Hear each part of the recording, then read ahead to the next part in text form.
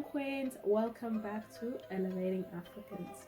This week we have come with a guest who is very much respected and loved in our community.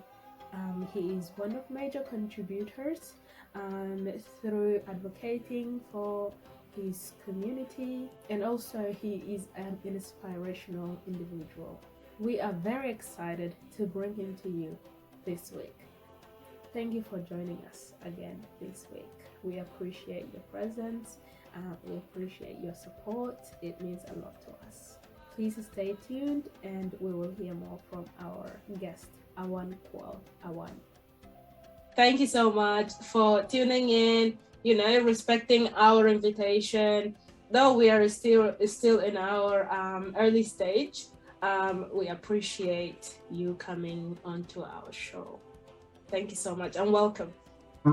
Can I just say thank you so much, Adele and Ketch, for inviting me to Elevating Africans online show, which is amazing. The first time I saw you two, introducing your show, I was, you got no idea how excited I was. I'm like, this is perfect, This is a kind of online show that I've been looking forward to see within our community. So thank you so much for giving yourself a time to organize this kind of a community education initiative and bringing me on. I'm honored and thank you so much for having me today. So tell us a little bit about you. So who is Awan?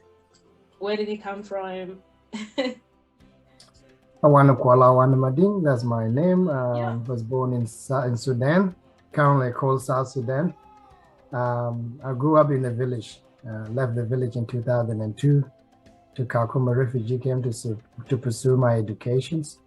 And luckily, my brother and I were sponsored by one of my uncle, Gabriel Matiangamol, is now in Perth, with the help of my uncle, who is currently in America, Kuala Wanamading. And we resettled in Perth, but I decided to move to Melbourne to live with my uncle in 2006. So that's the year I arrived in Australia. And after that, I went through high school. Yeah. Okay. Yeah. So I went through high school. I did year 10, 11, 12, finished in 2008. And currently working for Melton City Council as a youth worker and the librarians. I'm also a community advocate who enjoy and also believe in sharing the knowledge with my community. That's great. So when did you start being a youth? I've been doing community development or a youth work indirectly without any professions associated with it. It's a passion that I've been, doing for quite some time until 2014 when I met a lady who was working for the Spectrum Migrant Resource Center in 2014. We were dancing, pretty much doing the traditional dance, the Dinka lore. And during my conversation with that lady, she was asking me about what I do and everything, and I was telling her that I was studying IT at the time, and also doing such a community work, such as Dinka Lore, organizing it at Braybrook, and all other, youth initiative that I was involved, such as the church and other stuff. So she encouraged me to look into community development. She said that I think you're doing a wrong course. You should look into community development because everything you're doing is called community development. And that's how I, never heard of community development before. So I looked at the community development and I found actually it's a right course which relate to who I am and validate my passions. And that's how I got into community development studies. And after that, I was given a lot of credit because of my work in the community. And also I did some youth work as well as part of my studies. But prior to that, as well as I said, I was doing voluntary youth work, but it wasn't my profession until 2019 when I applied for a job at Melton City Libraries. And so when I became a youth worker, professional youth worker. So that's my current role at the moment, as well as doing library work as well. So at the moment, we kind of not doing a lot of youth work due to the COVID lockdown, but doing some of the library work such as click and collect and running some few youth initiative, but not a lot. Yeah, that's amazing. Yeah, I have actually seen, obviously seen you actually at the library a few times when I used to go to the library. Yes. Yeah, and I love how like you're always there to help out, you know, whoever was ever in need, you know, your assistance was always very much near, you know, for whomever needed. And that was something I really I've seen and I really appreciated, you know, because our communities here in Australia they need this kind of help, you know, navigating their way around in the community services, whatever is out there, you know what I mean? That will be Yeah. beneficial to them. Yeah. Yeah. So you are one of the most outspoken person I know, based on your a lot of things you do on social media, and that has made me go like, wow, like I love this guy, I love what he does, I love the fact that he is himself. What makes you do such stuff? It's a very, very good question. Look, as I said, this is my passion. I believe in a community spirit, in a community success. I believe that a community, I believe that I cannot prosper or I cannot, succeed without my community behind me. And I don't, I think I believe my community need my work the most. As I said, most of my work is outside my community. So I try to volunteer and try to do what I can do in my community in order to raise the awareness that we need the most in our community. I'm a person who is very passionate about education. So I look at online platform like this as a perfect opportunity to share knowledge with the community. I read a lot. I grew up here, so I've been through a lot of.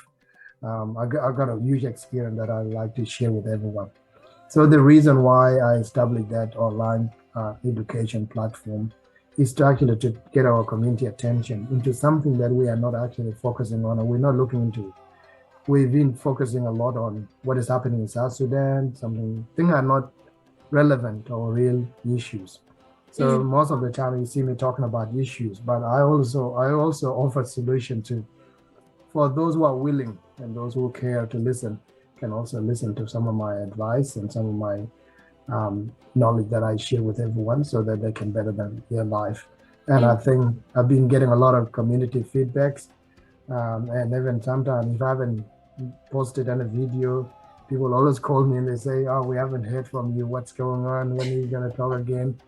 But because our community is in a confusion mode at the moment, we're busy using Facebook for a negative reason rather than for a community development. So I just kind of reserve back a little bit and wait until things are settled down so that when I get the message out there, people will be there, will give their time to listen to my message. And that's why I don't talk a lot. But I believe social media is a good platform if we use it wisely, but not to use it in such a negative way where we're abusing each other, we are defaming each other, we're exposing each other. mm, It is not a healthy one, but I try to to counter balance that kind of you know negative usage and trying to bring some positive use and bringing some real issues into light, some of the things that we are facing in Australia. mm. Thank you for highlighting that. Yes, we do have a lot of issues that we face as communities, African communities in Australia.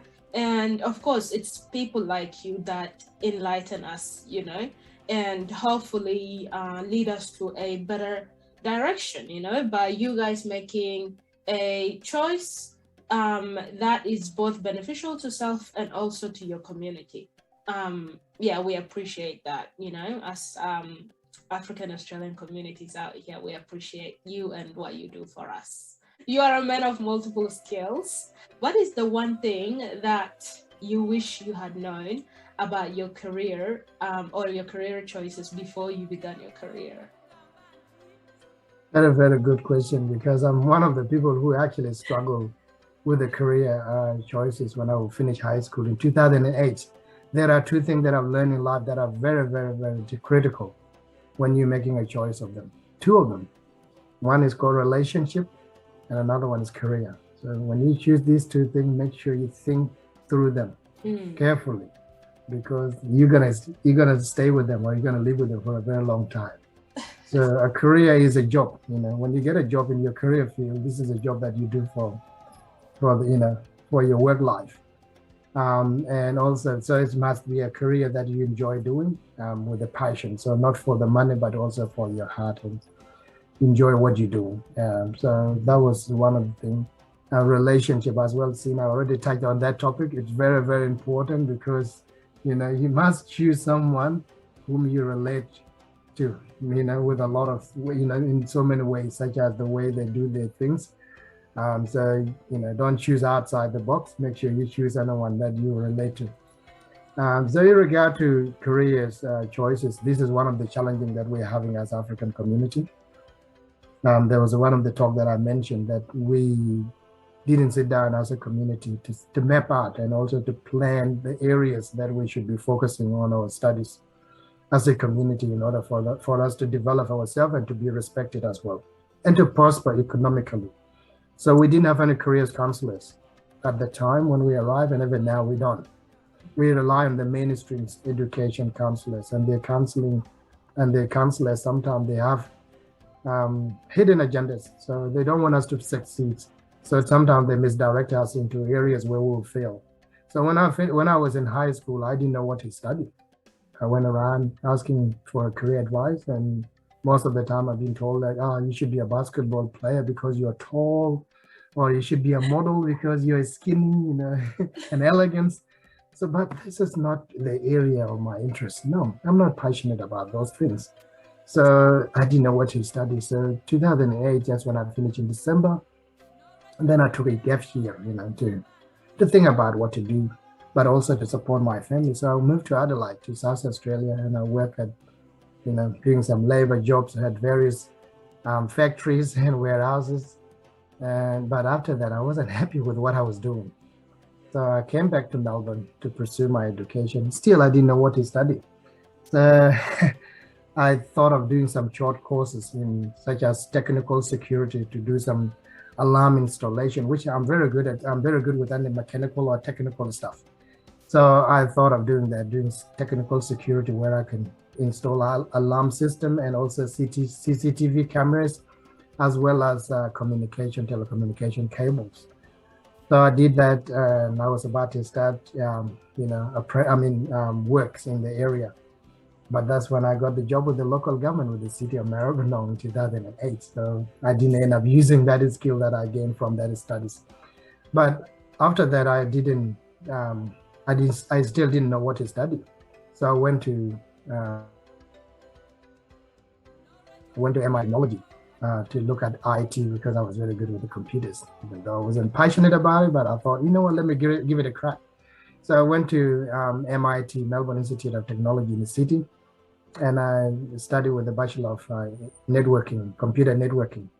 So I did it for a year and a half, but in the middle of it there, I found out that it wasn't the right course. But luckily, I was working at Maribyrnong City Council, where I was working as a full-time in the community services area.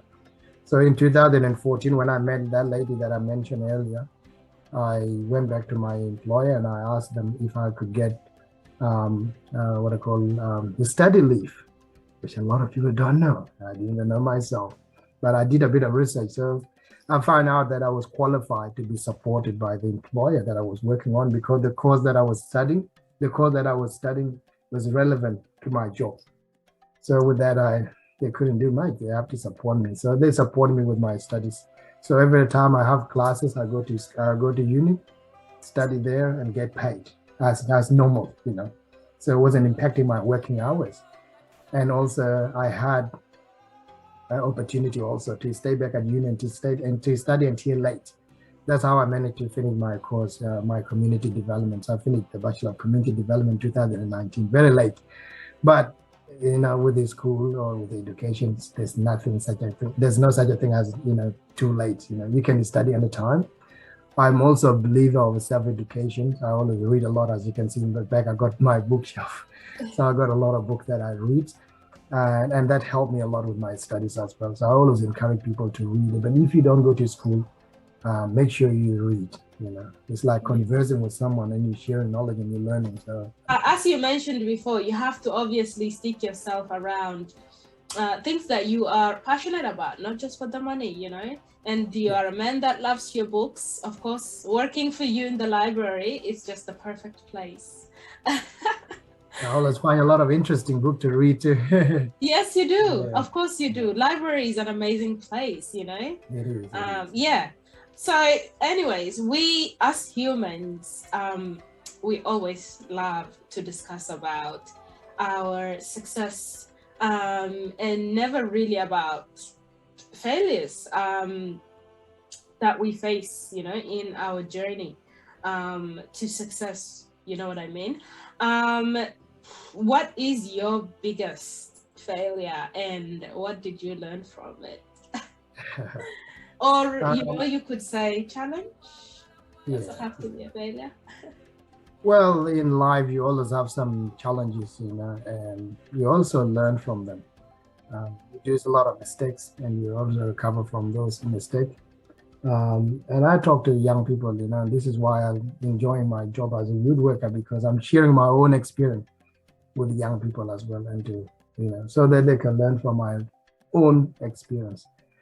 Some of the challenges that I had, as I mentioned, coming to this country as a new migrant, it wasn't that easy. Navigating the system, not knowing what I was actually getting myself into.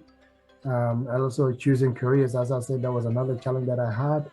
Finding job, it wasn't very easy.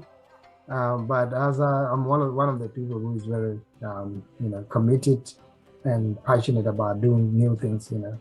So at the time I was doing all other other activities such as church activities and also traditional dance, as well as interacting within the African communities, because African community has a lot of events and initiatives that are available there for young people and for the general community, as well as actually meeting people from other communities such as Vietnamese. So with those interaction, I actually learn a lot, and now this is how I established myself to where I am today. So finding job wasn't easy, and also youth in Korea wasn't easy either. But also there's some of the other mistake that we make as well. And I always tell young people, think about this thing when you're making a decision about them, such as borrowing money from the bank. I always tell people, don't borrow anything from the bank if you don't have any good source of income, such as you don't have any good job. And also credit card too. Oh my God, that one.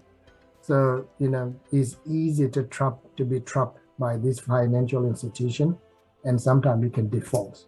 So there's some mistakes sometimes that we make when we get credit card or car loans. They'll go to the bank to borrow money from this financial institution. Not that because I had an issue, but I'm just sharing with the community that if you're a young person making a decision about what to do financially, think about all this stuff. Make sure your credit is not being jeopardized by this credit institution. Don't go and borrow money that you don't know where you're going to get or how you're going to pay it back. And also, with the car loan as well, think about it as well. If you can save your money, try to save and pay it cash rather than going through a financial institution to borrow money from them. So this is some of the advice that I can give you, but we all been through this kind of stuff together. So we have done it all, but yeah, it was some of it. Thank you for the advice. That was very, I would say a lot of people out there, our viewers who would be obviously watching this, they are going to 100% find that, this advice is really useful, because a lot of people do make these mistakes of going and borrowing money that they don't need, to be honest with you. Exactly. They don't need this money because, yes, there are a lot of challenges with finding employment and things like that. However, like you, if they are persistent enough, passionate, they will of course find their way out and find their own income, and where they can actually purchase those necessities. So thank you for that advice. So you are a man of or should I say, you're a man that loves his books. What are some of the resources that you would say are useful for people who may be, trying to find their way out in life, That's a very good question. There are a lot of resources out there, but it's up to you as a person to filter them, because some of them sometimes could be useless. And that's why you have to look at multiple sources to find your information. In terms of how to elevate yourself as a person, always be out there ready to do anything. That's what I can say. Be proactive. Laziness doesn't help people at all. If you're a lazy person, of course, you're going to have a lot of issues. So be active. Be active as much as your body can hold you up. So when I, before I studied my community development, I was actually volunteering too. After I got that full-time job with Melbourne on City Council, I was working 5 days a week. But on Friday and Saturday night, I go out and volunteer with the Salvation Army street team. Manyang Malera Manyang was there, Duwata Teng was there, and Young Greg, and there's some other few Sudanese who actually who came along and also volunteered their time with the Salvation Army street team. And during such a voluntary work, you learn a lot. I learned a lot through those voluntary works, and also you build your network. In life, in order to succeed in life, you have to surround yourself with the positive people. It's all about who you know. Sometimes we talk about South Sudan, there's nepotism, well, it's everywhere. It's all about who you know. So if you have a very small network, or if you don't have a network at all, then your life will be a bit hard. Things will be a bit challenging. But if you have a network of people, group of people, organization that you work with, or you interact with, your opportunities expand, and sometimes you learn a lot. Like I was talking to one of my colleagues, because I'm one of the people who like to talking a lot. I like to share my knowledge with everyone. I like to share my own experience, and I like to know more about the future, how the future going to look like. I'm interested in the futuristic stuff. So I was talking to one of my colleagues at work, and I was telling her about world in 2050 and everything, and then she recommended me this movie called Logan Run, which is an old movie that was made in 1973. Very interesting one. So when I watched that movie, I was like, whoa. It's kind of validating what I was already know.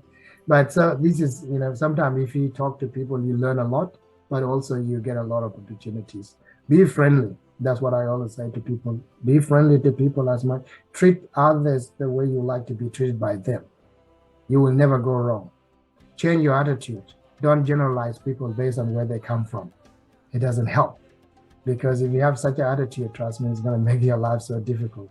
You always go with such a prejudiced attitude. It's the same thing with white people now. They always have negative prejudice against us because of what they've heard about us in the media, and also from the intellectuals, some of the useless intellectuals who actually propagate this old nonsense. But if you're an open-minded person, meet people and get to know them. Don't forget about what you hear, learn from them. So this is how I've been living my life. I try to associate myself with positive people. I try to surround myself with friends who are very positive, and who I share a lot of, who have a lot of values and similar values. Yeah. And if I see anyone who is very negative, who is actually very negative, I kind of, leave them aside and move on and find another one that I can get along. So this is how I've been living my life. Also, in terms of education, as I said before, try to read books. If you can read, if you know how to read, or if you are, if you're not interested in reading, try to force yourself into it. I wasn't good at reading, to be honest with you. I was very lazy when it comes to reading. I used to get tired, and sometimes I can just read one sentence and like, doesn't make any sense. Until when I visit my cousins in St. Albon or in Killer Plain, and I was talking to her, and then she recommended me this book called White Messiah. I think I have it here. White Messiah, this one. She recommended me to read this book, and it's about a white lady from Switzerland who went to Africa and met a Maasai warrior, and she fell in love with him, and it's a very, fascinating story. So when I read the book, it kind of got me into it. I finished the whole book, and I've read another volume, and then I read another volume. This is how I got into reading. And then one of my cousin actually recommend me to read another book called The Economic Hitman, The Confession of an Economic Hitman. Very interesting, very similar to the thing that happening in our country. And I'm always interested in economic stuff. So sometimes you get to learn more about what is happening around the world through the books and also through meeting people. Attend community events and conferences. There's this white Sudanese woman called Abunga Page. I remember it was in 2011 when Baibor Women's were celebrating the launch organization led by Aluela Yor Agudalak. And when Bungdit was invited to speak, she encouraged young people to come to attend a community gathering, because she said, if you come to this kind of gathering as a young person, you will learn something that will better your life, something that you can add to your life, and that will make you a better person. So it's not all the community events and activities that are useless. Try to expose yourself to them. You'll learn a lot. I'm one of the believer of what I call self-health. I mean, what I call physical health, or, to look after your health, either mental health or physical health. I do look after my mental health and my physical health. And what I do is exercising, and eating healthy food, and surrounded yourself with the positive people, or being in a positive environment that also motivate you, encourage you, and not to put you down, area where you can feel, and listening to some of the, greatest speeches or music, so this is how I've been living my life. And this is how I've been actually dealing with the lockdown. Last year, when I came back from overseas, I was in a quarantine for 14 days in a hotel in Sydney. And I came out, I got here hoping that everything would be okay. There's no lockdown, but then again, we were plunged into the stage 4 lockdown. And it was difficult, to sit indoors, work inside, and, eat and not exercising. So what I did, I go out and walk along the river for 4 hours, sometimes 3 hours, 2 hours, sweat it out. Trust me, I became very, very strong and healthy, and help you as well with your, as I said, with your mental health. If you sweat it out, your brain, the pressure that goes into your brain, sometimes get relief and you feel so good. I'm sure our viewers will take note of that. Actually, speaking of keeping yourself busy, yes, you are right. Working out, going for, even if it's a 5-minute walk, it makes a huge difference. It makes a major difference. Like, people don't understand, and instead of you being on, in front of the TV, of course, except watching our content. I went out last week, went for a walk along the river somewhere in my area. Yeah. And I saw this couple. You live in a nice area, Marvin. Yeah. And I saw this couple, they were walking their dog, and guess what? They were carrying a cat in their a cat. I laughed my head off. I've never seen someone carrying a cat. I know I always see cats at home, but not, not when people are walking, not taking them out for a walk, because they should be at home anyway. But, so sometimes you see a lot of amazing things. You see native animals, birds, and all this stuff. Interact with nature. And breathe some fresh air also from the tree leaves, which is really good. 100%. Of course, again, this goes out to show that we need our trees, we need a healthy environment, our basically our surrounding, our green space needs to be, of course, protected and cared for, Do you have any inspirational people, those who inspired you? Yeah, that's a very good question, because in this context, in African community context, I can say, I was actually inspired by some of the leaders whom I was looking up to when I was, little, and also when I was new in the country. I can talk about the context of Australia, not in an African, community, and even back in the motherland. So there were some few prominent leaders that I was looking up to, such as Dr. Farhan Ahmed, who was very outspoken, defending us when we were attacked by the, racist media, and also by when we were used by some organization to profit from us. So he was standing out there and fighting. So I was really inspired by those people, and I actually joined them, and we're working together now. So it's one of the great guys who actually been inspiring in what they do. Also, people like Nyandol Nguyen is one of the young South Sudanese lady that I'm proud of her. What she's doing, she's amazing, representing us in such a great context, with in a public space. Prior that, I was actually inspired by Dr. John Garang, especially in the liberation movement. Very well articulate, he's a Pan-Africanist.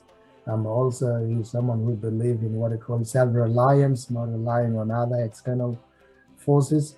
And this is some of the things that my community development studies actually validate, because it's all about having an internal strength, not relying on what you get from outside. Build yourself up, believe in your ability.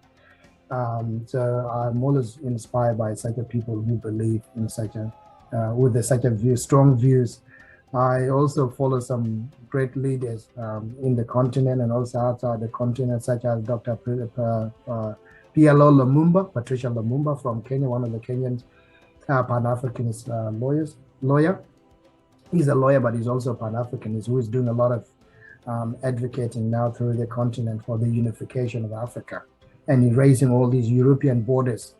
Also inspired by people like Dr. Arokina, who was the former African Union ambassador to the United States of America.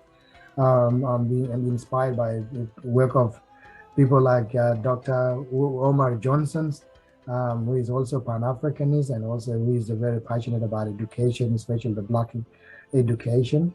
There's some other, artists, who actually inspire me in what they do, and I've been following their work very closely. In Australia, but also outside Australia as well. But I want to thank our artists in Australia in particular. I want to mention a few of them who have actually done a great job, such as Sandman, and when you play people like Jungmanya Lung Amak, people like Yang Lo, Panyar, and some other great people like Lijuma back in South Sudan, who are actually elevated our language to that standard, because I'm one of the people who believe in keeping our local languages. Our languages are under attack from other people who trying to enforce their own cultural hegemony on us, that their language is a better language. That's why I make my videos in Dinka, because that's the only language that I know. But if I speak other languages such as Arabic and Nuer and Kiswahili, I would make sure I talk in these languages, because they are very, very important. We need to communicate to our people in the language that our people understand, because there are certain expressions that you cannot express in a foreign language that you can express in your own language. And what these artists have done is actually promoting and also make sure that our people love our language and understand the messages, the contents of their messages. And the messages in their songs are very, very powerful. And I just want to thank them for such a great job. And I would like to see more young Africans as well emerging. I remember back in 2006, 7, 8, when we went through high school, a lot of us were told that if you speak your native language at home, you won't do well in school. So some of us start abandoning our languages, looking at us as a primitive culture or primitive language, and then we start speaking English at home. So with that, we lost our cultural connections. We lost communications with our parents, and that bonds, we actually lost that too. Because if you don't have that strong communication with your parents, and you wouldn't have any connection with your ancestors. And the history and culture are always passed down to children through the word of mouth. We are an oral community, and we need to maintain that. So this is some of the things that we are actually battling with in Australia, cultural hegemony. We are now turning to erase our Africanness to become white people. There is an African saying that a tree cannot turn itself into a fish, no matter how long it stays in water. A tree can stay in water for billions of years, and that tree will still remain as a tree, will never be a fish. So let's not erase ourselves trying to be anything other than ourselves. We need to love ourselves. Self-love is very important. And that's the message that I want to leave with some of the Africans who will be listening to this message tonight. Yeah, it's great. It's great to see someone who is as young as you, proud of his identity, his language, his culture, and of course, as you mentioned earlier, you do a lot as well, for your community. It's amazing. I remember a few years ago you used to also host a cultural event. Tell us a little bit about that. Great. I'm glad that you asked this question. I was about to talk about. Thank you very much for that. That's all right. Look, this is in line with what I was just saying. The reason why I was doing that, I was putting myself out there. Sometimes there's some areas where you need to talk, and there's some areas you don't need to talk. You just need to put yourself out there. People will follow you. Back in 2007, 8, 9, we were having some cultural confusions. People were actually busy trying to integrate themselves out of themselves. We were trying to be white. We will never be white, no matter what. So people were trying to bend in their cultures, their languages, and everything. So if if you're a traditional person, then you're deemed from the Western perspective as uneducated, primitive, uncivilized, and all these manners of things. So for me, part of my activism is actually to fight against such a narrative. But sometimes you don't have to talk; you can show it. Change people's perception by putting yourself out there. So what I did at the time, I put myself out there, dance with my friends. Put a costume on, the traditional costume, which mean a lot of things. This is my hat. But this is my traditional one. I wear this whenever I go to the Lord. It has a lot of meanings. And also, we African, we are a traditional people. We always wear colorful stuff. We wear ostrich feathers, which means that this is a form of wealth, in African traditional society context. So we need to explain. Yep. What is with the color? Does it have a meaning? Yeah, the colors. Well, these colors resemble the Aboriginal colors as well, which means this is the sun, and the sun is a life giver for Aboriginal. The red color is the soil, the red soil, and also the black one is the main. We are black people, of course, but as I said, with the feathers, this is a cultural thing that means that you have a lot of wealth, with special cattle and everything. So that's how they used to wear the feathers in African traditional societies. But the reason why I put myself out there dancing, organizing it after that, and also dance with my mates, it was because I wanted our younger people to change their perceptions and also to embrace and to love our culture. And a lot of them did. When I was in Adelaide in 2009, me and my friend John Howard, we were always there dancing all the time. Very fit young man, doing a lot of, dance, jumping up and down, singing and everything. And at the time, a lot of young people were into parties, clubbing and all this stuff. But after we did that, a lot of people changed their perception toward the cultural activities, and they will start coming to Laura a lot than going to parties or club. The reason why young people like to go to such a place is because there were no other places for them to meet. But with the traditional activities, perfect place for young people to meet. I believe there's some young girls who were very young at the time who got married through that Lord.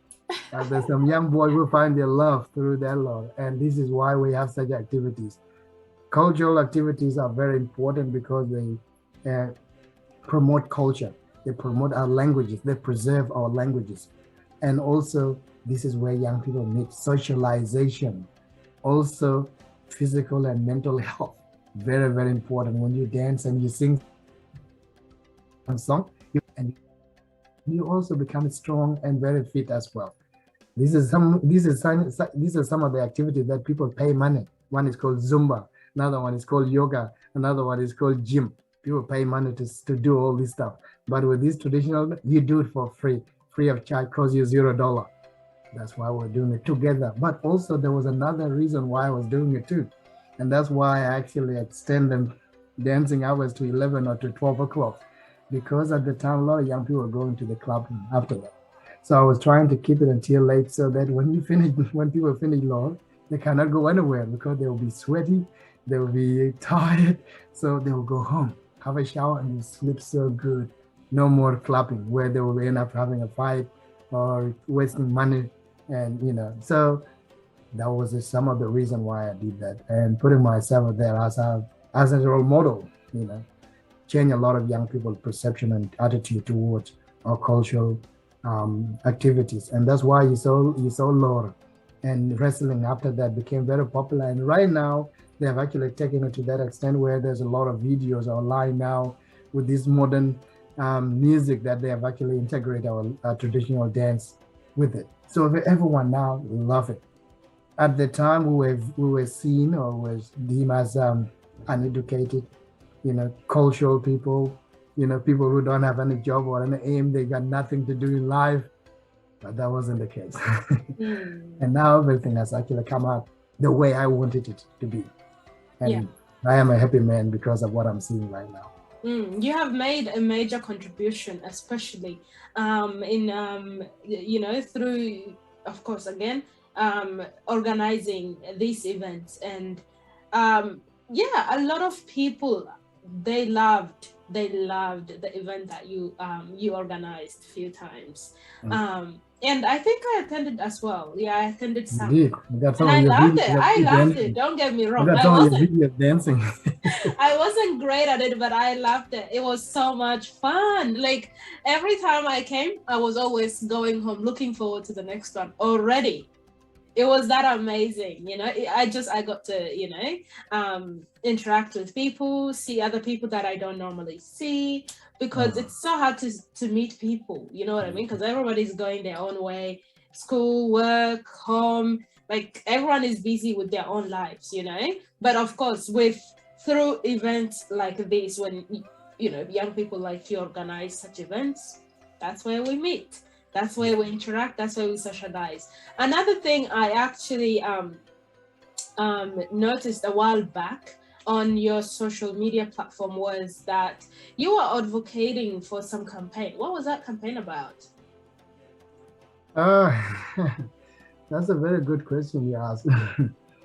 In 2018, I was approached by one of my good friend, Ring Mayar, who was actually monitoring and watching all the things that I've been talking about. And he had an interest in running for the leadership of the South Sudanese community in Victoria. He was in Canberra at the time. So what I did at the time, I wasn't interested in running for any community leadership because I was busy with a lot of other stuff. But when I saw Ring was actually interested in the leadership, and I had a chat with him, we believe in exactly what I believe. So I thought he was a perfect person to support. But in order for me to support him, because he was new in the state, there was no other way that people could vote for him.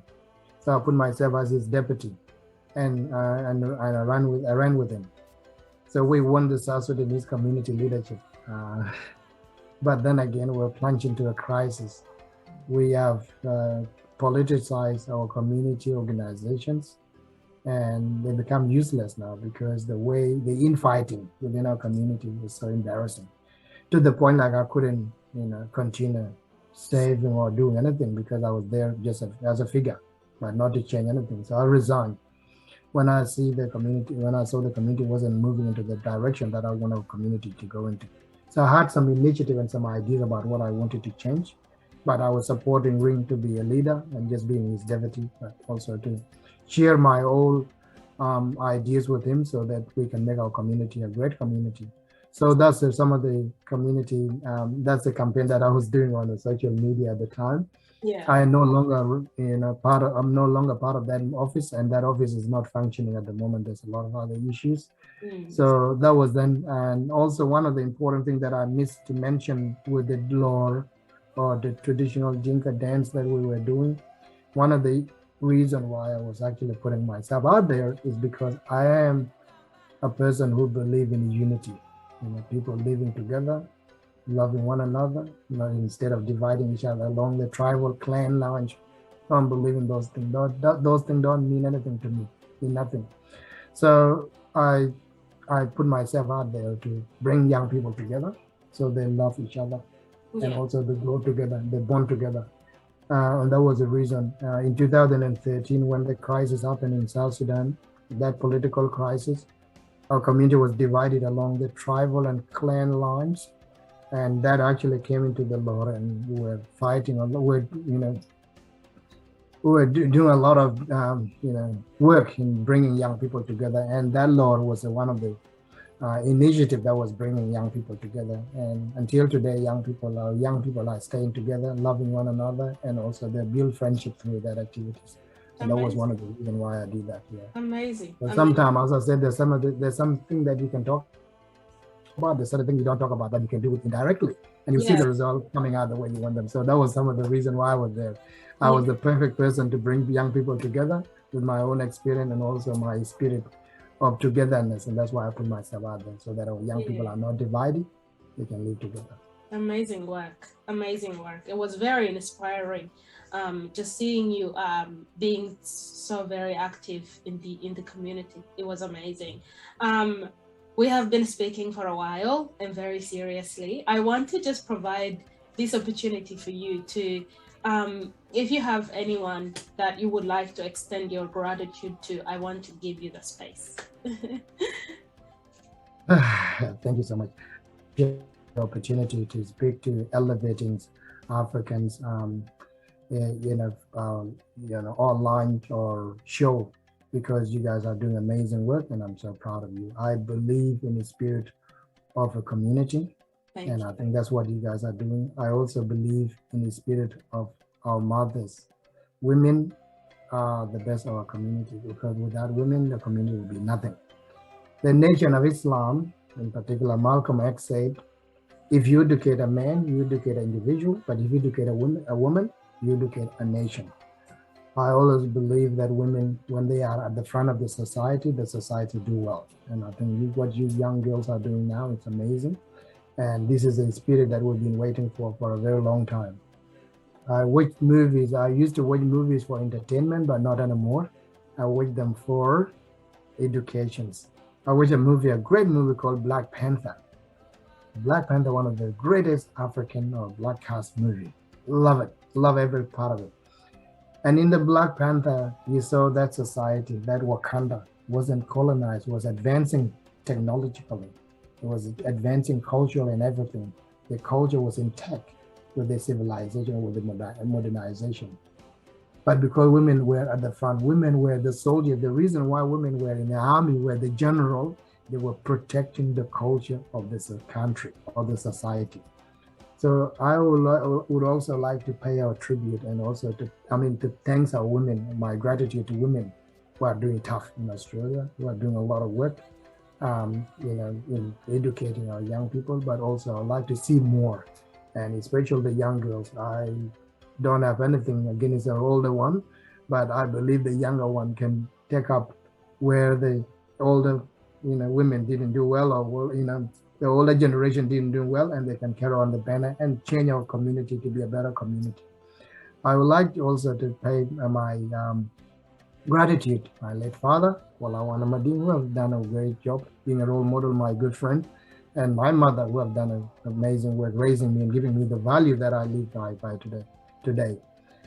Because you have to come from a family where you have those values in order for you to prosper. Otherwise, you will never go anywhere. And my own uncle, who is here in Melbourne, is a great man, and I'm always proud of him because he's a man who believes in what I believe. And without those people around, I would never be where I am today. It's all about the family and where you come from as well, but also the friends that I've built and people that I've met along the way that I've known and who have actually inspired me.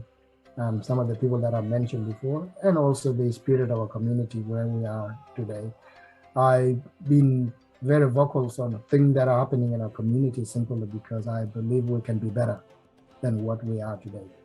I believe that we need to rise up economically. We need to look into another issues. Think that we need to put ourselves, we need to be very vigilant when we are in the Western or in a white man society, because the white man society is not built for us. It's built for them. We need to keep our eyes open and to protect ourselves. So, without further ado, I would like to say thank you so much for coming in today. It means so much. We appreciate you. We appreciate you for the fact that, respecting our invitation and showing up. Thank you. Thank you. I appreciate it. Well, thank you so much for tuning in. You have a wonderful one. As usual, we have our quote of the week, and this time, this quote is by Michelle Obama, one of our beloved Black queens, who was also the former First Lady of the United States of America. So, her quote is, "Always stay true to yourself and never let what somebody else says distract you from your goals."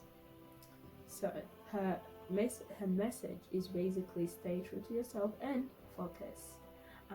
Make sure you get to where you need to get to. That's the message. I just want to say thank you for tuning in. We appreciate your presence. We hope you are having a wonderful week, and that you are staying healthy, you're staying comfortable, you are looking after yourself. Again, we appreciate your presence, we appreciate your support. Please do continue to support us. Before you go, please like, subscribe, and share, and also click the notification bell for us so you do not miss out on any of our future contents. It means a lot to us. You have a wonderful week ahead. See you guys next time.